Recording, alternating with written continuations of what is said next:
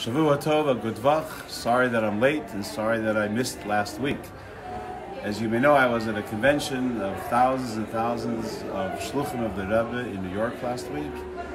So I want to share a story that I reheard while I was there for the weekend.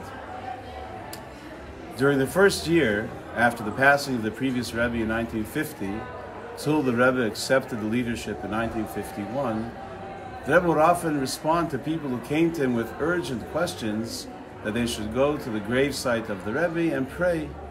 But when they said, but how will we know what to do? We need a yes or a no. We need guidance in specific ways.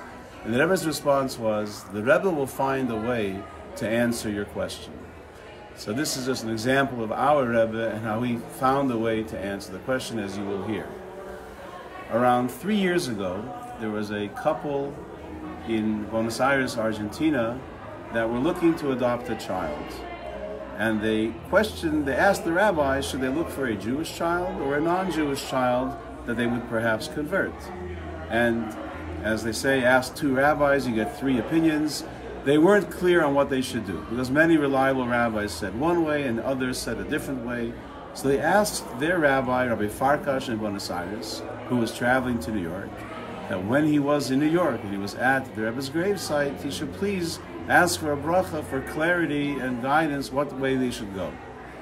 So he wrote a letter and he said the prayers and left the letter at the Rebbe's gravesite, and then he went right next door to the Ohel to pray the morning service.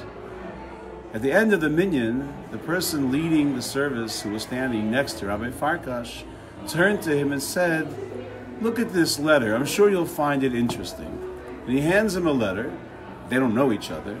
And the rabbi reads, and it's a letter from the Rebbe, addressed to a certain person, maybe 30, 40 years ago. And the Rebbe says to them, in response to your question about adopting a child, I suggest you look for a Jewish child, perhaps a family with many children, and they're not able to take care of all their children. Maybe you can adopt one of their children and give him a great life. And the man says to Rabbi Farkash, that man was the person I'm saying Kaddish for. It's my adopted father, and today is exactly a year since he passed away. And then he said, you know, it's kind of funny.